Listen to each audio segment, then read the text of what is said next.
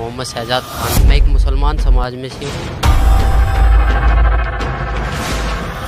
मुसलमान समाज में मैंने एक चीज़ ज़रूर देखी है कि मुसलमान समाज है वो सिवा अल्लाह ताला के किसी को नहीं मानता।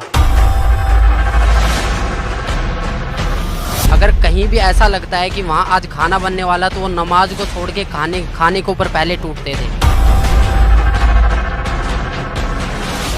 हम पैदा होते हैं तब हम हिंदू होते हैं और जब हमारी मुसलमानी कर दी जाती है फिर हम मुसलमान बन जाते हैं। ऐसा क्यों? अगर मालिक मुसलमान ही बनाना था तो वो जो मुसलमानी होती है वो ऊपर से ही क्यों नहीं बना के भेजी? मोहम्मद साहब के 1,80,000 शिष्य हो गए थे, ना ही उन्होंने कभी मांस को छुआ और ना ही उन्होंने कभी बोला कि तुम मांस को खाओ। मांस खाना ये समझ लो हम अपने बेटे की कुर्बानी दे रहे हैं, हम अपने बेटे के मांस को खा रहे हैं। एक मांस दूसरे मांस को खा रहा है, इससे बड़ा राक्षस और होगा कौन? मुसलमान होके एक मुसल्ले ईमान बनो। मुसलमान का अर्थ होता है कि मुसल्ले ईमान, जो अपने ईमान पर रहे। पर हमारा ईमान कहाँ है? हमारा ईमान तो कुछ है ही नहीं। आज हम मांस खाते हैं, मांस खा के फिर झूठ बोलते हैं, फिर तंबाकू खा लेते हैं। मुसलमान के लिए कुर्बानी लिखी है। कुर्बानी का मतलब था कि अल्लाह ताला की राह पे अपनी बुराइयों को कुर्बान कर देना, ना कि बकरे को काट देना, मुर्गे को काट देना। जो मांस खाया जा रहा है वो हराम है, वो गुनाह है।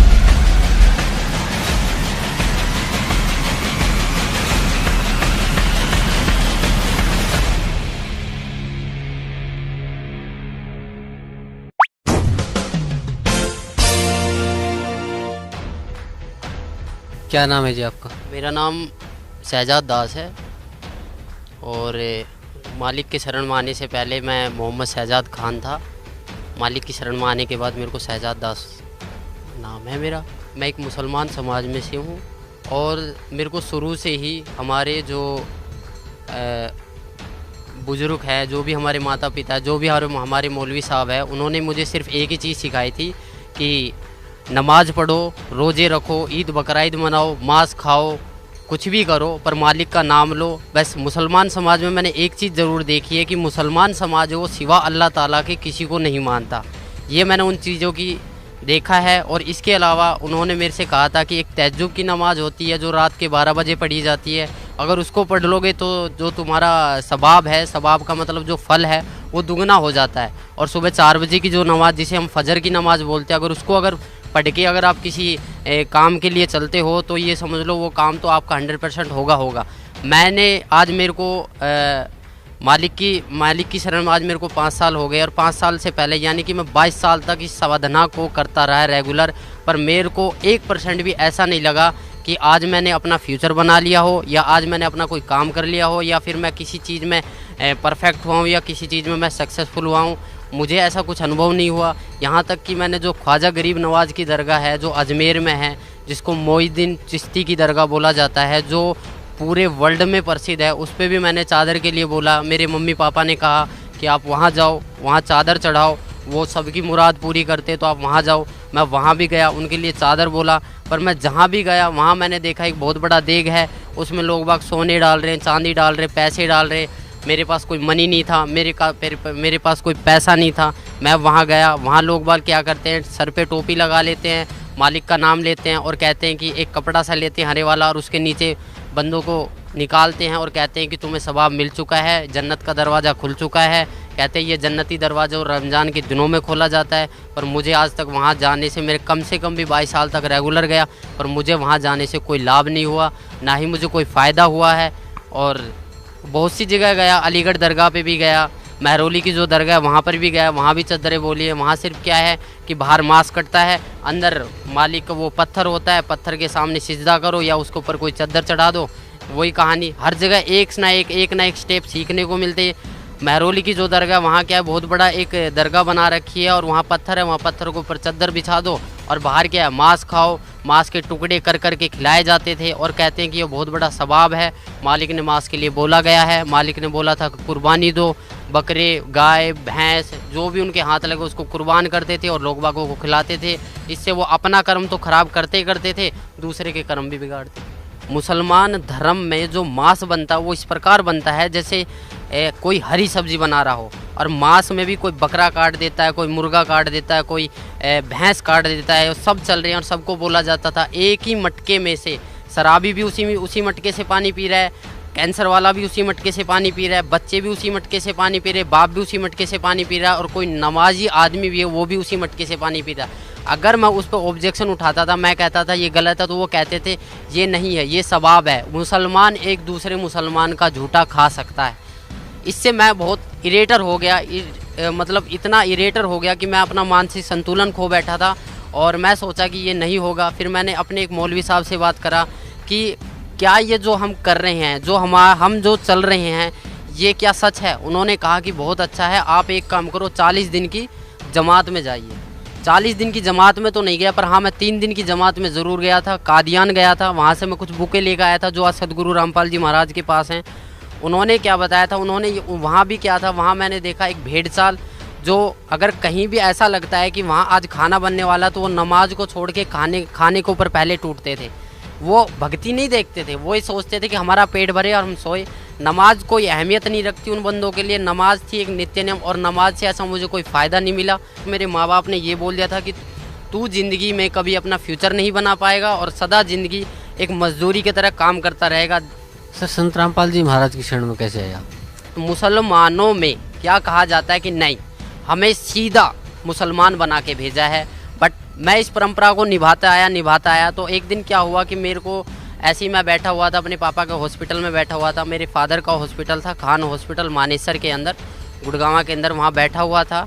तो मेरे को भक्ति सौदागरों का संदेश एक किताब मिली, उसे मैं धीरे धीरे पढ़ना स्टार्ट करा। मैंने पापा से पूछा, पापा ये पुस्तक कहाँ से आई?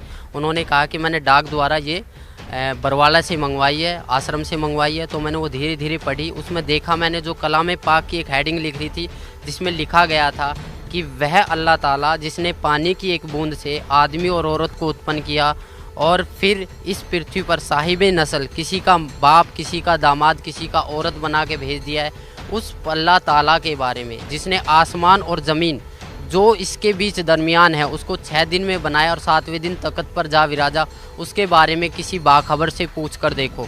उन्होंने बताया था कि सूरत फुरकान 25 आयत 52 से 59 में ये लिख रहा है। तब मैंने इस चीज़ को गौर किया, मैंने इस चीज़ को नोट किया, और कुरान शरीफ हिंदी में लेकर आया, उसको पढ़ा, उसमें देखा, सेम टू सेम वही कहानी निकली। मेरा दिमाग घूम गया, मैं सोचने लग गया कि ये ज्ञान और एक हिंदू समाज के आदमी के पास, और इतने एक कलाम पाक का ज्ञान एक हिंदू समाज के आदमी के पास कैसे आया। मैंने फिर उसको और ज़्यादा गहराई से पढ़ना स्टार्ट किया। मैं 2-2, 3-3 घंटे खाली पेट उसे पढ़ता रहा। धीरे धीरे मुझे ज्ञान हुआ। एक दिन मैंने निर्णय ले लिया कि मैं आज से जब भी दुकान खोलूँगा तो पूर्ण परमात्मा संत रामपाल जी महाराज का नाम लेके ही खोलूँगा।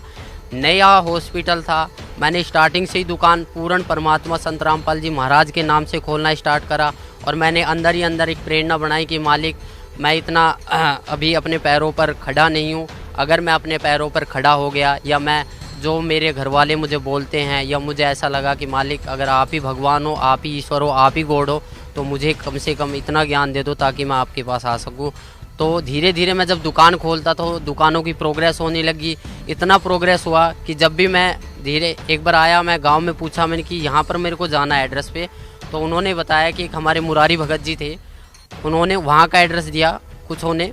वहाँ पर मैं गया, वहाँ पर मालिक की तस्वीर देखी, मैं बोला मुझे यहाँ जाना था। जब तक मुझे नहीं पता था कि मालिक करोथा को छोड़ के बरवाला में आ चुके हैं। तो उन्होंने कहा था कि हम उस दिन जाएंगे, 7वें महीने की 11 तारीख को मैं यहाँ पर आया, छोटे आश्रम बरवाड़ा पे। मैंने यहाँ नाम लिया, और नाम लेने के बाद जब मालिक से मैंने बताया कि मालिक मैं ऐसे ऐसे कष्टों से उभर कर आया हूँ, तो मालिक ने मेरे को बहुत प्यार करा और बोला, बेटा करोड़ों के ऊपर तेरी मेहर हुई है, और तू इस भक्ति पर डटा रह, इस भक्ति पर डटा रहा, अगर नियमों में रहा तो तू ज़िंदगी में वो चीज़ पा जाएगा जो तूने कभी कल्पना भी नहीं करी।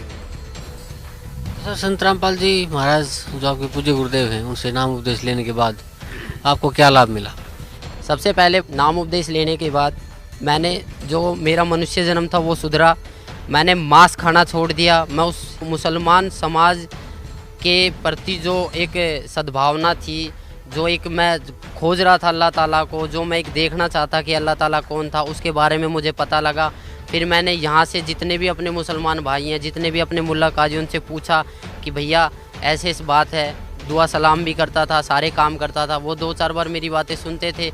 एक मैं मौलवी साहब से पूछने गया, वहाँ 4-5 उनके शिष्य बैठे थे। मैंने बोला जी अस्सलाम वालेकुम, उन्होंने कहा वालेकुम अस्सलाम। तो ऐसे ही माइंड में पर्सन घूम गया। मैंने कि जी इसका मतलब क्या होता है कि हम जो दुआ सलाम करते हैं अस्सलाम वालेकुम और वालेकुम सलाम। तो उन्होंने, हालांकि उन्होंने जवाब अपने तरीके से सही दिया, बट मुझे उसमें से कोई संतुष्टि नहीं हुई। फिर मेरा दूसरा जो क्वेश्चन था, मैंने कि आप एक बात बताइए कि अल्लाह ताला, आप कहते हो कि अल्लाह ताला बेजून है, निराकार है, अल्लाह ताला दिखाई नहीं देता, अल्लाह ताला को पाने की कोई विधि? वो कहते हैं जी ज़कात निकालो। ज़कात का मतलब होता है कि अपना जो पैसा होता है उसको मालिक की राह में कुर्बान कर दो, मालिक की राह में दान कर दो। मैंने बोले जी कैसे दान करते हैं? बोला जी आप एक काम करो, ज़कात का मतलब होता है कि आप चावल में मांस बनवाइए और उसको गरीबों में बंटवाइए। तो मैंने वहाँ से ये ठान लिया कि मैंने सोचा कि जो ये बंदा बोल रहा है, मैं बोला जी इसका परिणाम जो है हमारी कुरान शरीफ में है। उन्होंने बोला जी कुरान शरीफ में नहीं है, हदीस में है। मैं बोला जो आसमानी किताबें उतरी, हमारी कुरान शरीफ उतरी है, तौरेत उतरी है, इंजील उतरी है और जंबूर उतरी है, इनके अलावा अगर आप मेरे को कोई और किताब दिखाओगे तो मैं कैसे मान लूँगा? बोला जो कुरान शरीफ है उसमें तो खाली अरबी भाषा है और जो हदीस है उसके मायने हदीस में है। मैं बोला फिर जो कुरान शरीफ हिंदी में निकल रही है उसका क्या अर्थ है? बोला वो किसी ने गलत चला दिया, उसमें कुछ मायनों का अर्थ कुछ गलत होता है। तो इसी प्रकार मुझे भटकाया गया, मैं बहुतों से मिला। इसके बाद जो भी मुझे संतुष्टि हुई सदगुरु रामपाल जी महाराज के चरणों में आने से हुई है। और इसके अलावा किसी भी मुसलमान पंथ या किसी भी मुसलमान प्रवक्ता के पास ऐसा कोई भी मार्ग नहीं है। मैं खुद एक मुसलमान होके आप सभी भाई बहनों को ये बताना चाहता हूँ कि जितना भी मैंने नमाज़ पढ़े, मुझे पता है नमाज में क्या पढ़े। नियत बांधते हैं उस अल्लाह ताला के बारे में, फिर बोलते हैं सना सुबहानक अल्लाहुम्मा व बिहम्दिका व तबारक अस्मुका। इसकी हिंदी निकाल के देखो, आप इसकी हिंदी निकाल के देखो, उसमें आपको कहीं भी नज़र नहीं आएगा कि आप किसी परमात्मा की प्रार्थना कर रहे हो, क्योंकि ये प्रार्थना है ही नहीं, आप तो आदेश दे रहे हो। मैंने एक हिंदी निकाल के देखा, अल्हम्दुलिल्लाहि रब्बिल आलमीन अर्रहमानिर रहीम मालिक यौमिद्दीन इय्याका नअबुदु व इय्याका नस्तईन इहदिनस सिरातल मुस्तकीम सिरातल लजीना अनअमता अलैहिम गैरुल मगदूबी अलैहिम वनद्दालिन आमीन। ये प्रार्थना हम शुरू में पढ़ते थे, बट इसका कोई मतलब ही नहीं निकला। क्यों नहीं निकला? क्योंकि इसमें कोई प्रार्थना की चीज़ है ही नहीं। हम तो आदेश दे रहे हैं कि ए पैगंबर तू वहाँ जा, तू फलानी जगह, तू ये काम कर, तू ये काम कर। ये तो हम एडवाइस कर रहे हैं, पर हमें एक प्रार्थना करनी है। हमें नमाज का मतलब समझना है, नमाज चीज़ क्या है। नमाज का मतलब जो है परमात्मा बताते हैं कि नमाज का मतलब होता है कि अरदास लगाना, अपनी प्रार्थना लगाना, नित्य नियम करना। हमें 5 टाइम की नमाज दी है, फजर, जोहर, असर, मगरिब, ये 5 टाइम की जो नमाज दी है। पर आज लग हमने नमाज कौन सी सच्चे दिल से पढ़ी? कहीं भी हमें इस फजर की नमाज में ज़कात अलग हो जाती है, सुन्नत अलग हो जाती है, रकात अलग हो जाती है, कुछ भी अलग हो जाता है, पर परमात्मा तो एक है। हम पैदा होते हैं तब हम हिंदू होते हैं, और जब हमारी मुसलमानी कर दी जाती है फिर हम मुसलमान बन जाते हैं। ऐसा क्यों? अगर मालिक मुसलमान ही बनाना था तो वो जो मुसलमानी होती है वो ऊपर से ही क्यों नहीं बना के भेजी? इसका कोई जवाब है? किसी भी मुल्ला जी के पास इसका कोई जवाब नहीं है। ना ही हमारे मोहम्मद साहब ने कभी मांस को छुआ था। मोहम्मद साहब के 1,80,000 शिष्य हो गए थे, ना ही उन्होंने कभी मांस को छुआ और ना ही उन्होंने कभी बोला कि तुम मांस को खाओ। कभी भी किसी ने बोला नहीं है। मेरी सभी मुसलमान भाइयों, पूरे हिंदुस्तान, पूरे वर्ल्ड के मुसलमान भाइयों से प्रार्थना है कि मांस खाना, ये समझ लो हम अपने बेटे की कुर्बानी दे रहे हैं, हम अपने बेटे के मांस को खा रहे। एक मांस दूसरे मांस को खा रहा है, इससे बड़ा राक्षस और होगा कौन? इसके अलावा आप खुद समझदार हो, आपके पास हमारे पूर्वज अशिक्षित थे। मेरी आप लोगों से प्रार्थना है कि आप मुसलमान हो के एक मुसल्ले ईमान बनो। मुसलमान का अर्थ होता है कि मुसल्ले ईमान, जो अपने ईमान पर रहे। पर हमारा ईमान कहाँ है? हमारा ईमान तो कुछ है ही नहीं। आज हम मांस खाते हैं, मांस खा के फिर झूठ बोलते हैं, फिर तंबाकू खा लेते हैं। पहले क्या था? पहले मुसलमान समाज में मुसलमान बंदे के ऊपर अगर दारू एक ऐसी चीज़ थी, अगर दारू गिर जाती थी तो वहाँ से उस शरीर के अंग को काट दिया जाता। पर आज पीते हैं, मस्जिद में दारू लेके चले जाते हैं, कुर्बानियाँ करते हैं, बकरे को काट देते हैं। बकराईद वाले दिन आपने खुद देखा होगा, साल में 2 त्यौहार आते हैं, एक ईद और एक बकराईद। बकरा ईद वाले दिन ऐसा क्या करा था जो बकरे काट दिए जाते, हजारों की संख्या में यानी कि करोड़ों की संख्या में बकरे मारे जाते, क्या इनका पाप नहीं लगता? क्या वो मालिक से अरदास नहीं करते हैं कि हमारा एक पाप लगा है, हमें ऐसी योनि में क्यों डाला गया जो हमें कोई भी बंदा देखता वो काट के पटक देता फिर हमारा मांस खाता है?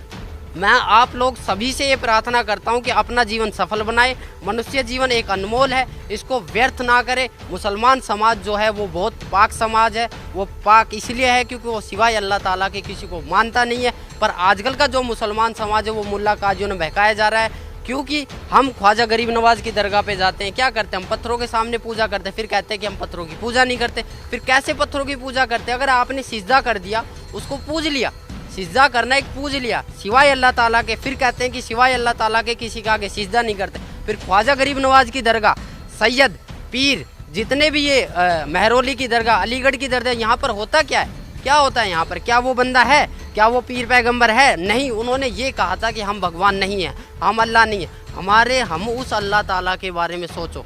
मेरी सभी मुसलमान भाई बहनों से अनुरोध है, मैं प्रार्थना करता हूँ कि मैं अपने परिवार से भी ये प्रार्थना करता हूँ कि उस अल्लाह ताला के बारे में जानिए जो कुरान शरीफ में लिख रहा है। कुरान शरीफ में लिख रहा है कि फ़ला तुतिल काफिरन जाहिदुम बिही जिहादन कबीरन, कि वह अल्लाह ताला कबीर है और उस कबीर के लिए इस कुरान शरीफ की दलीलों से तू जिहाद कर, लड़ाई मत कर। जैसे मैं आज आपके सामने कह रहा हूँ, मुझे मजबूरन बस आपके लोगों के सामने आना पड़ रहा है, क्योंकि ये काल एक ऐसी जाल है जिसको आप निराकार मानते हो। जिब्राइल अलैहिस्सलाम फरिश्ता जो कुरान शरीफ की आयतों को लेके मोहम्मद साहब के पास आया था, उस टाइम मोहम्मद साहब ने कहा था कि मैं अनपढ़ हूँ, मुझे पढ़ना नहीं आता, फिर भी उसने 3 बार ज़बरदस्ती उनका गला घोट कर उनके ऊपर, उनके अंदर शक्ति डालकर पढ़वाया कि जा नीचे जा, उसको बोल कि मेरा ईमान फैलाए, ईमान फैलाए। वो ईमान इतना तगड़ा फैलाया कि आज लग उस ईमान से हम निकल नहीं पाए हैं। मेरी आप लोगों से रिक्वेस्ट है, जितने भी मेरे पूरे वर्ल्ड के मुसलमान भाइयों, अगर मेरे से कोई गलती होती है या अगर मेरे को बताने में कोई गलती हो रही है, अगर आप इस चीज़ का ज्ञान रखते हो कि नहीं मैं गलत बोल रहा हूँ, तो आप सतगुरु रामपाल जी महाराज बरवाड़ा में आइए और अपने विचार प्रकट कीजिए। अगर हमसे कोई गलती हुई, अगर हमें लगा कि आपका मुसलमान समाज ठीक है तो हम मुसलमान बनने के लिए तैयार हैं। अगर हमें लगा कि आपका मुसलमान समाज गलत है तो आप अपने अहंकार, अपने घमंड और अपनी ये ईर्ष्या को छोड़कर आइए और अपना कल्याण करवाइए। मेरे पापा बीमार हो गए थे, मेरे पापा बीमार हो गए थे, इतना सीरियस हो गए थे, वो मांस खाते थे, दारू पीते थे, बीड़ी पीते थे, सिगरेट पीते थे। डॉक्टरों ने बोला फेफड़ा ख़राब हो गया, दिल 20% काम करने लग गया है। उनको मैंने बोला, उनको मैंने समझाया कि उस खुदा को याद कर। आज तेरा वो खुदा कहाँ है? वो जुम्मे की नमाज भी पढ़ते थे, ईद बकरा ईद को भी पढ़ते थे, मीट भी खाते थे। क्या उनकी भक्ति इतनी नाजिल नहीं थी? क्या उनकी भक्ति इतनी भी नहीं थी कि वो अपने आप को जीवित कर सके? उन्होंने तो बहुत वो करा था। तो वही बात था, उनको मैंने बोला कि उस खुदा को याद कर। उन्होंने रो के गिड़गिड़ा के बेड पे पड़े पड़े मालिक को याद किया था, बंदी छोड़ पूर्ण परमात्मा संत रामपाल जी महाराज को याद किया था कि मैं जन्मजात नाम ले लूँगा, मुझे इस बीमारी से छुड़वाओ। मेरे पूरे घर वालों ने ये कह दिया था कि ये मरेगा, यहाँ तक कि रिश्तेदारियों ने बोल दिया था कि इसके बचने की कोई उम्मीद नहीं है। फिर भी मैंने मालिक से उसके लिए प्रार्थना करी। मालिक ने बोला बेटा ठीक हो जाएगा, वो ठीक हो गया। नाम के लिए बोला बट वो आज नाम से मुकर गया है। परमात्मा की शब्द में इतनी शक्ति है कि आपने बगैर नाम लिए आप ठीक हो चुके हो। अगर आप अब भी नहीं पिछाड़ोगे फिर कब पिछाड़ोगे? सर भी आप बता रहे थे कि अल्लाह ताला की शरण में जाना चाहिए, उसको पहचानना चाहिए, उसको जानना चाहिए, तो किसे मानते हैं आप अल्लाह ताला? देखो, आज से जब मैंने नाम पहले लिया था तो मैं तो कभी जानता भी नहीं था कि अल्लाह ताला कौन है। मैंने बहुत से मुसलमान काजियों, यहाँ कि मैंने मम्मी पापा से भी पूछा कि वह कोई ना कोई तो ऐसी शक्ति होगी ना जो पूरे ब्रह्मांड को चला रही है, पूरे समाज को चला रही है, जिसने एक पानी की बूंद से एक आदमी को उत्पन्न कर दिया, एक औरत को उत्पन्न कर दिया। फिर मैंने सुना था आदम और हव्वा के बारे में, बोला कि परमेश्वर अल्लाह ताला ने आदम बनाया, फिर उसकी हड्डी से एक हव्वा बनाया, उससे संसार चला। पर आदम को अगर अल्लाह ताला ने बनाया तो अल्लाह ताला भी तो होगा ना कोई। तो उन्होंने ये कहा कि आप कुरान शरीफ को पढ़ो। मैंने तहे दिल से मालिक की शरण में आने के बाद तहे दिल से 3 बार कलाम पाक को पढ़ा है।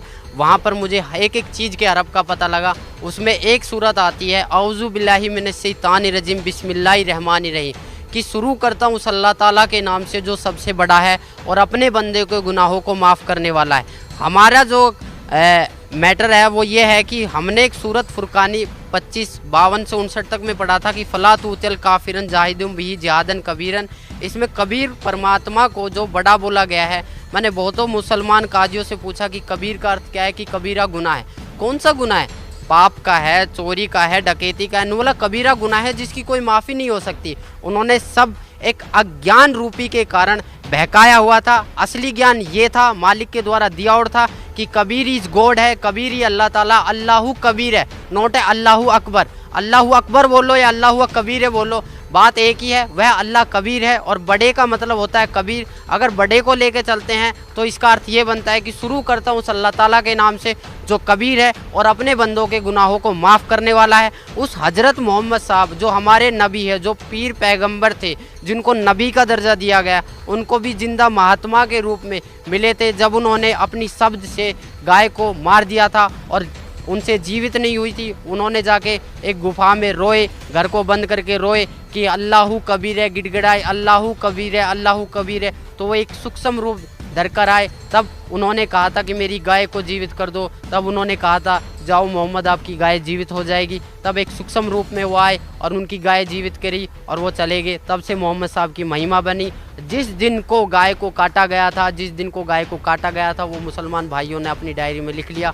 उसी दिन से ये जीव हत्या का प्रथा चलने लगी है। अगर आपको मेरी बात पे यकीन नहीं है, अगर आपको मेरे ऊपर विश्वास नहीं है, तो आप अपने खुद मुल्ला काजियों से पूछो जाके कि आखिरकार में जो रमज़ान था, रमज़ान में जो चारों किताब निकली थी, जो कुरान शरीफ उतरी थी, ऐसा मोहम्मद साहब जब इतने प्यारे थे, अल्लाह ताला के इतने प्यारे नबी थे, तो उनका जो एंड हुआ था वो इतना बुरा क्यों हुआ था? अगर आपको मेरी बात पे यकीन नहीं है तो आप मौलवी साहबों से जाके पूछो, उनको खंगालो, उनको देखो वो कितने जानते हैं। अगर आपको तब भी प्रश्न का उत्तर ना मिले तो आप यहाँ पर आइए, बरवाड़ा सत्संग में आइए, सुनिए, मालिक से विचार कीजिए, यहाँ पर ज्ञान लीजिए। अगर आपको फिर भी विचार का, यहाँ पर आपको सारे प्रश्नों के उत्तर दिए जाएंगे। यहाँ पर आपको एक संतुष्टि करी जाएगी चारों ओर से। हम सिर्फ एक आत्मा है, हम सिर्फ एक मानव है। हमारा धर्म जो मानव है, हमारा हिंदू, मुसलमान, सिख, ईसाई से कोई लेना देना नहीं है। अगर इस जाति प्रथा को आप सदा ज़िंदगी चलाते रहोगे तो कभी भी आप अल्लाह ताला की प्राप्ति नहीं कर पाओगे। नमाज, रोज़ा बंक नमाज दहीरे बिस्मिल की नहीं बात करे, ये मालिक की वाणी है। रोज़ा बंक नमाज दहीरे, बंक माने अजान, अजान जो लगाते हो, अजान का मतलब क्या होता है? अजान का मतलब ही क्या होता है? अल्लाहु अकबर, अल्लाहु अकबर, अशहदु अन ला इलाहा इल्लल्लाह, अशहदु अन ला इलाहा इल्लल्लाह, अशहदु अन्ना मुहम्मद रसूलुल्लाह, अशहदु अन्ना मुहम्मद रसूलुल्लाह, हय्या अलस सलाह, हय्या अलस सलाह, हय्या अलल फलाह, हय्या अलल फलाह, कद कामती सलाह, कद कामती सलाह, अल्लाहु अकबर, अल्लाहु अकबर, ला इलाहा इल्लल्लाह। इसका मतलब क्या है? आज लग ना तो हमने कभी कोशिश करी, बस एक आवाज़ आती है उसके पीछे हम चल देते हैं। जैसे एक भेड़ जा रही है, उसको पता है मैं मरने जा रही हूँ, फिर भी हज़ारों की संख्या में से एक भेड़ निकलती है उसके पीछे, फिर एक छोटी सी भेड़ उससे निकलती है कि ये आखिरकार में भेड़ जा कहाँ रही है। वो भेड़ जाके देखती है शॉर्टकट रास्ते से, उसे पता लगा कि बहुत बड़ा कुआं है, उसके अंदर सारी भेड़ गिर रही है और सब चिल्ला रही कि यहाँ मत आओ, यहाँ मत आओ। वो अपने माँ बाप, भाई बहनों सबको समझाता है कि आप प्लीज़ इस रास्ते को छोड़ दो। सब कहते हैं कि नहीं, तेरे बड़े बुजुर्ग चले थे, तू भी चल। बड़े बुजुर्ग चले थे क्योंकि वो अशिक्षित थे, हम पढ़े लिखे, हमारे पास सही है, प्रमाण है। आप अपनी कुरान शरीफ को खोल के देखो, फ़ज़ाइल अमाल को खोल के देखो, मोहम्मद साहब की जीवनी पढ़ो। हज़रत मोहम्मद साहब कौन थे? उनकी 40 साल के बाद 2 बार विधवा हो चुकी खाजिदा बेगम से शादी हुई थी, 4 पुत्र 3 लड़कियां प्राप्त हुई थी। उनके सामने उनके पुत्र हाशिम, काबिल और ताहिर तीनों आपस में कट के मर गए थे। उस आदमी का जीना क्या जीना जिसके सामने उसकी बच्चों को ही मौत हो गई। आप खुद बताइए, यह आपके ऊपर डिपेंड करता है, मेरे ऊपर नहीं, यह आपके ऊपर डिपेंड करता है कि जो क्यों चल रहा है ये आपके लिए चला है, ये उस मालिक का फरमान है। अगर आप समझ जाओ तो जल्दी आ जाओगे, नहीं मालिक की वाणी है, गरीब दास ये वक्त जाता है, रोओगे इस पैरों। हकीकत में जब यहाँ पर लेट आओगे तो आपके पास कुछ नहीं मिलेगा। सिकंदर सिंह लोधी ने नाम लिया था, वीर सिंह बंगेल ने लिया था, शेख फरीद ने 12 साल कुएं में उल्टा लटक के बोला था कौवों से कि मेरे मांस को खा लो, आँखों को छोड़ दो, मुझे अल्लाह ताला का दीदार करना है। जब अल्लाह ताला का दीदार करना है तो अल्लाह ताला को बेजून क्यों बताया? खुद कबीर परमेश्वर उनके पास आए, वो बोले कि नहीं भाई कौन है, मुझे छोड़ दो, मुझे कुएं में लटकने दो। बोले ए बंदे, ए मुसलमान, तू लटक क्यों रहा है? न बोले जी मुझे अल्लाह ताला का दीदार करना है। जब तू अल्लाह ताला का दीदार करना चाहता है तो अल्लाह ताला को निराकार क्यों बताता है? तब से शेख फरीद का थोड़ा माइंड चेंज हुआ, बोले कि यह कोई अल्लाह ताला की शक्ति है। तब उन्होंने सतभक्ति पे राह पे चले थे, आज वो भी पार हुए हैं। मालिक की रज़ा हुई है, हमारे सभी मुसलमान भाइयों पे मालिक की रज़ा हो रही है। आपको अगर मेरी बात कड़वी लगे या मेरी बातों से आपके प्रति कोई दुख आए या मैंने किसी के प्रति कोई गलत व्यवहार किया है, आप खुद देखो अपनी कलाम पाक को उठा के, ना तो कहीं पर मुसलमान के बारे में ये लिखा है कि मुसलमान के लिए कुर्बानी लिख रही है। कुर्बानी का मतलब था कि अल्लाह ताला की राह पे अपनी बुराइयों को कुर्बान कर देना, ना कि बकरे को काट देना, मुर्गे को काट देना। हम जितने भी महीने साल में 2 जो त्यौहार आते हैं, इस पर हम जितनी भी कुर्बानियाँ करते हैं, ये हमारे पाप कर्म जोड़ रहा है काल। अगर इससे आप मेरी बातों से अगर आपको थोड़ा बहुत भी कुछ मिले तो मैं आपसे रिक्वेस्ट, आपसे प्रार्थना या मेरे को कुछ भी समझ के बोल दीजिए। मैं उस परमेश्वर का कुत्ता हूँ जो आपको भोंक रहा हूँ और आपको जगाने की कोशिश कर रहा हूँ। आप आइए यहाँ, आपको अगर कोई दिक्कत आती है, कोई शंका समाधान आती है तो आप ज्ञान चर्चा कीजिए। अपने मुल्ला काजियों को भी उठा के लाइए जिन्होंने अब तक हमें इस राह से भटकाया है, अब तक हमें इस राह से भटकाया। अगर वो उसी टाइम ये बोल देते जब मांस को काटने लगे थे कि कलमे पढ़ने से जो मांस खाया जा रहा है वो हराम है, वो गुनाह है, उसकी सज़ा बहुत बुरी होगी, तो आज जितना भी मुसलमान समाज है ये मांस को नहीं छूता। इन्हीं की वजह से आज जो भी मुसलमान समाज का बंदा वो शुरू से मांस खाने लग जाता है। जब हमें मालिक ने यहाँ भेजा था तो कुछ नियम बना के भेजे थे, उस नियमों को अगर हम तोड़ते हैं तो हम सीधा शैतान के पास जाएंगे, जहन्नुम में जाएंगे, दोजख की आग में जलेंगे। ये उस मालिक का फरमान है। अगर हम नियम पर चलेंगे, उस अल्लाह ताला की भक्ति करेंगे, उस अल्लाह ताला की इबादत करेंगे जो वास्तव में अल्लाह ताला है, जो खुदा है, जिसको वास्तव में खुदा बोला जाता है, वह खुदा कबीर परमेश्वर है, उसका सत्य ज्ञान है। उसका सत्य ज्ञान सिवाय सतगुरु रामपाल जी महाराज के अलावा इस पृथ्वी पर कोई देने वाला ना है और ना रहेगा। मुल्ला काजियों में अगर इतना ही दमखम है तो मेरे को एक ही बात बता दो कि वो कुरान शरीफ के बारे में इतना सब कुछ जानते हुए भी हमारे मुसलमान भाइयों को भटकाया क्यों नहीं कहा कि भैया इसके बारे में ये लिखा है कि उस बाखबर से पूछ कर देखो, उस इल्म वाले से पूछ कर देखो। अगर आप लोगों के पास थोड़ा सा भी अगर ज्ञान था, थोड़ा सा भी अगर ध्यान था, थोड़ा सा भी अगर आप उस मालिक से डरते थे तो आपको मुसलमान समाज भटकाना नहीं था, जो कि आज के मुसलमान समाज को, आज के युवा पीढ़ी मुसलमान समाज के बच्चों को ज़रूरत है। मेरी अपनी युवा पीढ़ी से, मेरे अपने मम्मी पापा से, मेरे अपने पूरे मुसलमान समाज से, मेरे अपने पूरे मुसलमान धर्म के लोगों से, मेरे अपने पूरे मुसलमान धर्म के माइयों बहनों से, सबसे मैं रिक्वेस्ट करता हूँ, प्रार्थना करता हूँ कि आप एक बार इस आश्रम में आइए। सतगुरु रामपाल जी महाराज बरवाड़ा में जो आए हुए हैं, ये अल्लाह ताला के मुनाइंदे हैं, यानी कि अल्लाह ताला के द्वारा भेजे हुए एक फरिश्ते हैं जो हम सोए हुए आत्माओं को जगाने के लिए आए हैं। हमें उसी जन्नत में वापस जाना जहाँ से हम अल्लाह ताला से बिछड़ कर यहाँ आए हैं। आप खुद कहते थे, हमें खुद बताया जाता था कि हम जन्नत से आए हैं। जब हमें इतना पता है कि ये शैतान का सब कुछ है, यहाँ शैतान का ही हुक्म चलता है, तो हम यहाँ से निकलने की क्यों इच्छा नहीं करते?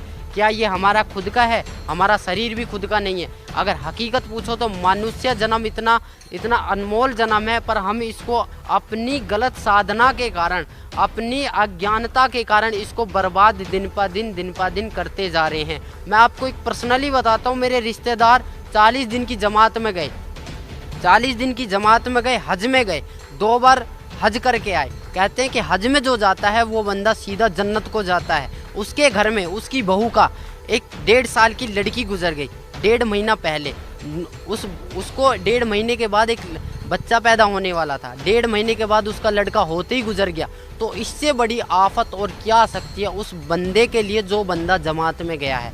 उस बंदे को क्या वो मालिक इतना नहीं देख सकता कि ये बंदा मेरी राह में लग रहा है, इस बंदे के घर में बरकत दूँ या इस घर के बंदे को मैं सही सलामत रखूँ? ये बंदा इतना, अगर काल जब अपनी वाली पे आता है, काल जब को खाने लगता है तो वो किसी का ना माँ देखता, ना बेटी देखता, ना बहन देखता है, ना बेटा देखता है, ना बाप देखता है। उसको सिर्फ खाने के लिए 1 लाख चाहिए, 1.25 लाख उत्पन्न कर रहे, उसको श्राप मिला हुआ है। आप सभी भाई बहनों, सभी मुसलमान भाई बहनों, भाईजानों से मेरी प्रार्थना है, मेरी रिक्वेस्ट है कि आप सतगुरु रामपाल जी महाराज के चरणों में आइए। मुझे आने से लाभ हुआ है, मुझे आने से लाभ हुआ है, आपको भी होगा अगर आप नियम पर चले, उस बंदी छोड़ के नियम पर चले। उस अल्लाह कबीर ताला को याद करो जो वास्तव में अल्लाह ताला है। अगर कबीर अल्लाह ताला नहीं है तो 786 बहुत कहते हैं कि 786 बार कबीर अल्लाह कुरान शरीफ में लिखा हुआ है। आप एक बार खोल के देखो, कुरान शरीफ को पढ़ के देखो। हम बहुत डरते थे कि कुरान शरीफ को हम पढ़ेंगे तो हमें पाप लगेगा, हमें अजाब मिलेगा, हम नापाक हैं। नापाक अगर बंदा है तो भी कुछ दिक्कत नहीं है। आप कुरान शरीफ को खोल के देखो, कुरान शरीफ को पढ़ के देखो, कुरान मजीद को पढ़ के देखो, फ़ज़ाइल अमाल को पढ़ के देखो, मोहम्मद साहब की जीवनी को पढ़ के देखो, आपको बहुत कुछ मिलेगा। बहुत कुछ है कुरान शरीफ में। अगर कुरान शरीफ के अलावा कोई भी मुल्ला काजी आपसे ये कहता है कि नहीं इसमें तो ये चीज़ नहीं है, हदीस में है, तो हदीस तो मालिक ने बनाई ही नहीं है। हदीस तो आसमानी किताब है ही नहीं। हमारी 4 किताबें हैं, तौरेत, इंजिल, जंबूर और कुरान शरीफ। एक ईसा अलैहिस्सलाम पर उतरी थी, एक दाऊद अलैहिस्सलाम पर उतरी थी, एक मूसा अलैहिस्सलाम पर उतरी थी, और चौथी किताब जो है रमज़ान के दिनों में उतरी थी। 40 साल के जब मोहम्मद साहब थे तो 40 साल से 23 साल तक वो उतरती रही थी, वो रमज़ान के दिनों में उतरी थी, इसलिए वो कुरान शरीफ कहलाई। आप खुद देखो, उस कुरान शरीफ को खोल के देखो, आपको पता लगेगा, एक एक चीज़ का पता लगेगा आखिर कुरान शरीफ बोल क्या रही है। सर क्या मानते हैं आप कुरान शरीफ में या मुसलमान धर्म में परमात्मा को, जैसे हिंदू परमात्मा कहते हैं और क्रिश्चियन गॉड कहते हैं, और सिख धर्म में रब का दर्जा दिया जाता है, तो मुसलमान धर्म में आप बता रहे थे कि भी अल्लाह ताला का दर्जा दिया जाता है, तो वो क्या साकार है, निराकार है, बेचून है, क्या पोजीशन है उसकी आपके धार्मिक ग्रंथों में? देखो जी, धार्मिक ग्रंथों के हिसाब से अगर आप चलते हो तो अल्लाह ताला को निराकार तो घोषित कोई भी धार्मिक ग्रंथ करता ही नहीं है। अल्लाह ताला साकार है, ना तो वह बेजून है ना निराकार है। बहुत से कहते हैं अल्लाह ताला कण कण में समाया हुआ है, ये बात मैं मानता हूँ, अल्लाह ताला कण कण में समाया, बट अल्लाह ताला साकार है। जब हमारी कुरान शरीफ में लिख रहा है कि उसने 6 दिन में सृष्टि की रचना करी और 7वें दिन सखत पर जा विराजा, विराजने का मतलब बैठा है, वो कोई भगवान है, वो कोई शक्ति है, उसके बारे में, उस अल्लाह ताला के बारे में किसी बाखबर से पूछ कर देखो।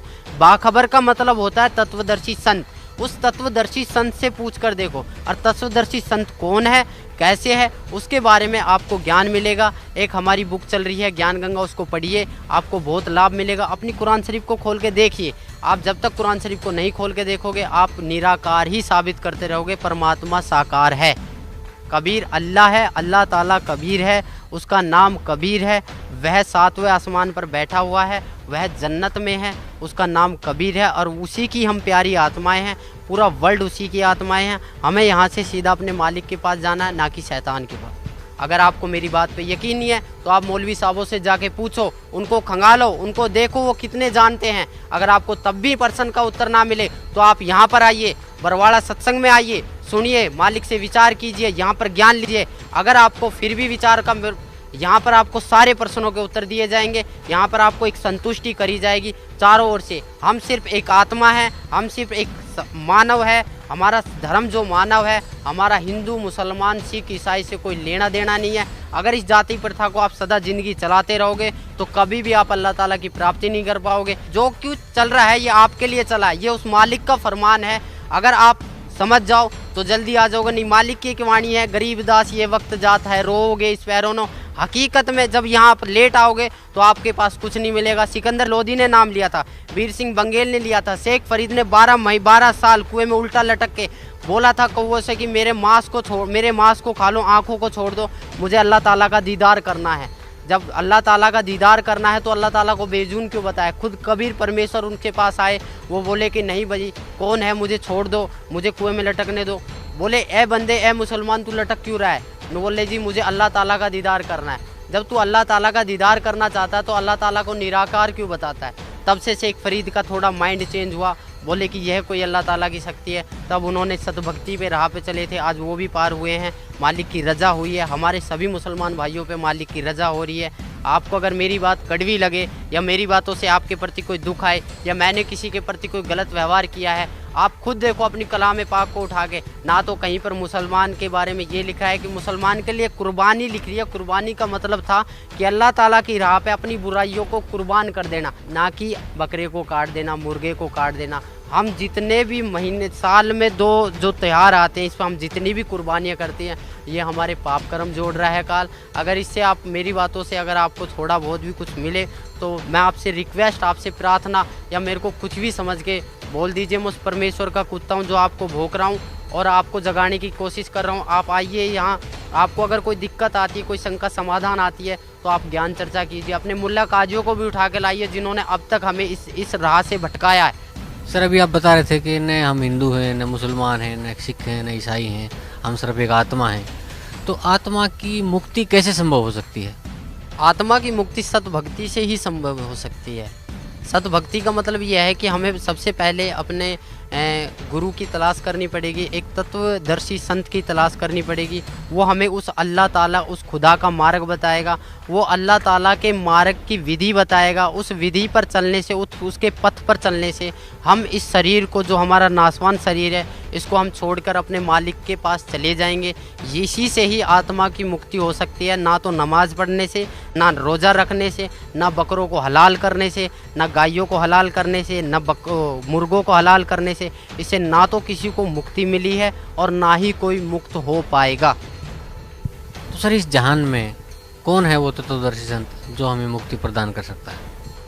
इस पृथ्वी पर एक सतगुरु रामपाल जी महाराज जी हैं, जो हमें, वो अल्लाह ताला के नुमाइंदे हैं, वो अल्लाह ताला के फरिश्ते हैं, वो अल्लाह ताला के भेजे हुए एक पैगंबर हैं।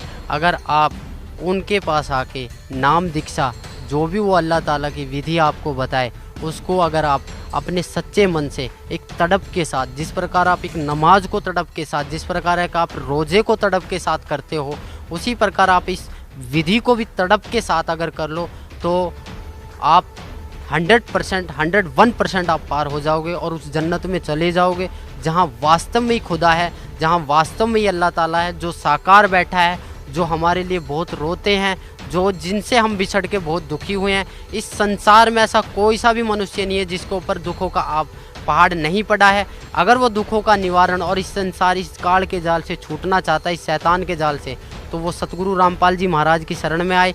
यही वो खुदा है, यही वो गॉड है, यही वो ईश्वर है, यही वो भगवान है, यही वो अल्लाह ताला है, यही वो अल्लाह ताला है, यही वो खुदा है, जो आपको इस काल के जाल से मुक्त करवा सकते हैं। अन्यथा इस पृथ्वी पर ना तो किसी मुसलमान के प्रवक्ता के बस की है, ना किसी नमाज के पढ़ने से होगा, ना रोज़े रखने से होगा, ना ही आपको कुरान, ईद और बकरीद मनाने से होगा, ना ही आपको मांस काटने से होगा।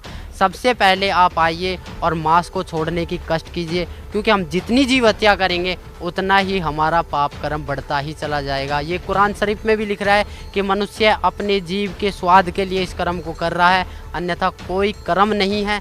ना ही तो कहीं मुसलमान वो कुरान शरीफ में लिख रहा है, ना ही कहीं फज़ाइल अमाल में लिख रहा है। आप किसी भी एक अच्छे मौलवी काजी से पूछोगे कि आप इस मीट को जायज़ है नाजायज़, तो वो 100% आपको यही बोलेगा कि ये नाजायज़ है, खाली एक जीव का स्वाद है, इसके अलावा और कुछ नहीं। अगर आप मालिक के पास जाना चाहते हो, सब एक भाई हो, सभी एक बाप की संतान हो, उस बाप को पहचानो और उस बाप की शरण में आइए।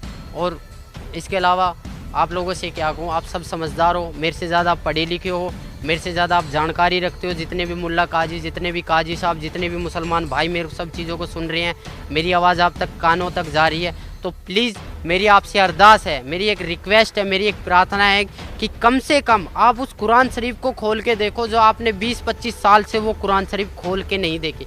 जब तक आप उस कुरान शरीफ को खोल के नहीं देखोगे, तब तक इस ज्ञान को पाना, उस अल्लाह ताला को पाना आपके लिए इम्पॉसिबल नहीं, बड़ा कठिन सवाल हो जाएगा। आज तक हमें खुद नहीं पता कि वो अल्लाह ताला कौन है, और हम अपने बच्चों को क्या बताएंगे कि वो अल्लाह ताला कौन है। धन्यवाद भाई साहब। आओ सब मिलकर जागरूकता लाए, पाखंड और अंधविश्वास को जड़ से मिटाए। अंधश्रद्धा भक्ति मानव जीवन के लिए बेहद खतरनाक है। शिक्षित समाज से निवेदन है कि नकली और शास्त्र विरुद्ध साधना बताने वाले धर्म गुरुओं से बचे तथा नकली धर्म गुरु का विरोध करे। सभी धर्मों में पाखंडवाद चरम सीमा पर है। समाज को चाहिए कि गलत साधना बताने वाले धर्म गुरुओं का डटकर विरोध करे। पुस्तक अंधश्रद्धा भक्ति खतराए जान को पढ़े। हमारे इस वेबसाइट पर जाकर इस पुस्तक को निःशुल्क पाए, या फिर आपका पूरा नाम, पता और फोन नंबर इन नंबरों पर SMS करें। अवश्य देखिए जगत गुरु तत्वदर्शी संत रामपाल जी महाराज के मंगलमय प्रवचन हर रोज इन चैनलों पर।